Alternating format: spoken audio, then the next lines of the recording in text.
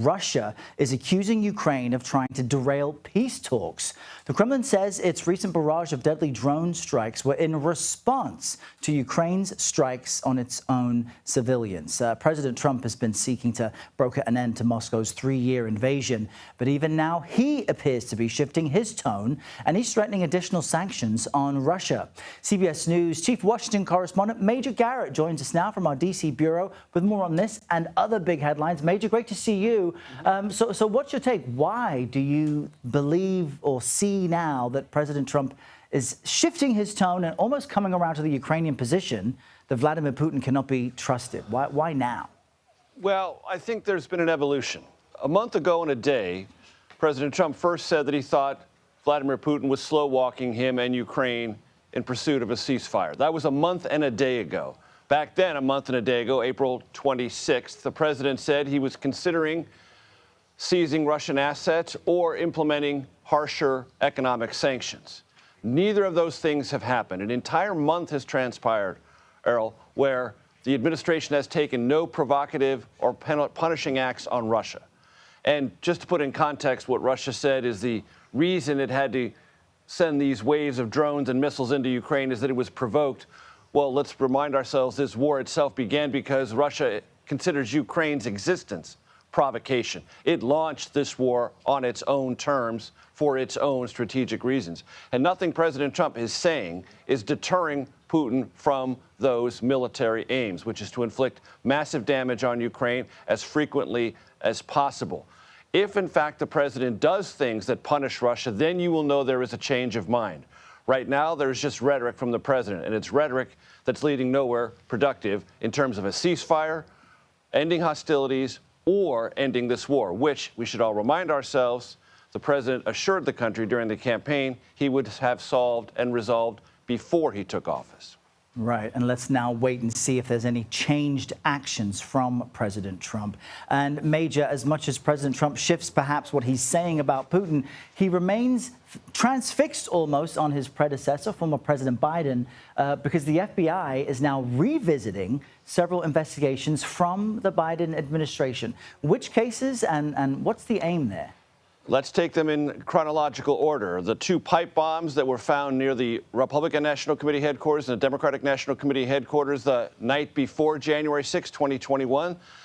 Who laid those pipe bombs? What the intent was, no one has ever figured out. That's being reinvestigated.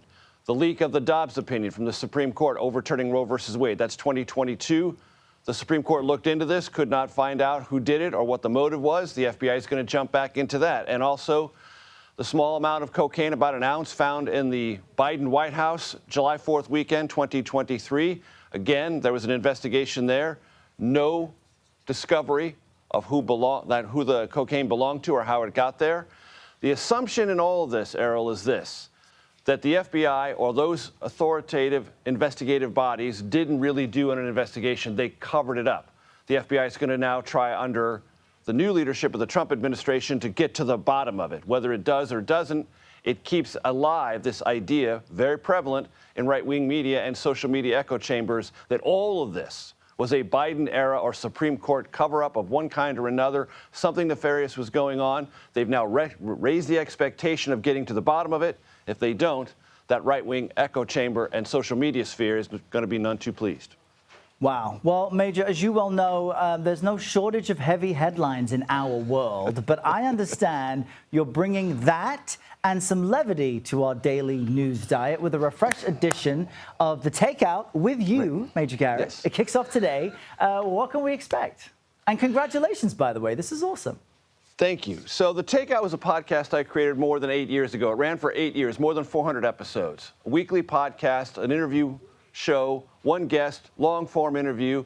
We're going to take the sensibility, the informality, the curiosity of that podcast and bring it to CBS News 24/7 streaming Monday through Friday. So yes, it's a TV show, but it's going to have the informality, what I hope is a relaxed atmosphere. Look at the set. You see Chuck Roach, a Democratic strategist there. The set looks beautiful. It looks like the back of a bar room because we want that feel of a place where you can converse, exchange ideas, and not feel like you're going to have a root canal because you're sitting down with the chief Washington correspondent for CBS News.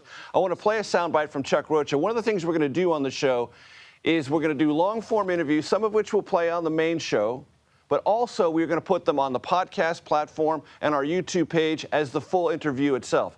So we're going to do two things: have a podcast place where those long-form interviews always live, and a TV place where the streaming show will have to live within, as you know, Errol, better than I do, the confines of commercial breaks and hard ins and outs and things like that. But I just want to play a clip from Chuck Rocha in our interview that we had. Listen. Cool. Does there need to be a reckoning for those who were silent in the last 2 years of the Biden presidency about whether it was proper for him, for the party, to have him seek another term? Everybody who runs our campaigns in the Democratic Party are part of three trees. Trees, think of it as your family lineage of either the Clinton tree, the Obama tree, and now the Biden tree. The thing is that through most of all of those trees in that little forest are the same people who have been involved for a long time. That's the people who I think over time, who are well-intentioned and brilliant consultants, it's time for them to go. It's time for a new day in the Democratic Party to have new blood. So that's Chuck Rocha. One of the things you'll see when you watch or listen to the long-form interview with Chuck, it's not just about what he thinks about politics today, it's about his life story. He is a fascinating character with some genuine ups and downs and hardships and mistakes in his life. One of the things I want to bring to the Takeout is people you see on television, contributors of ours, who are they as human beings? Who are they outside of the world of politics? We're going to bring both of those to you every night on the Takeout. And Major, I love that you've lost the tie for this. And the best thing about like relaxing and having a more informal approach is you get something different out of your interview subject.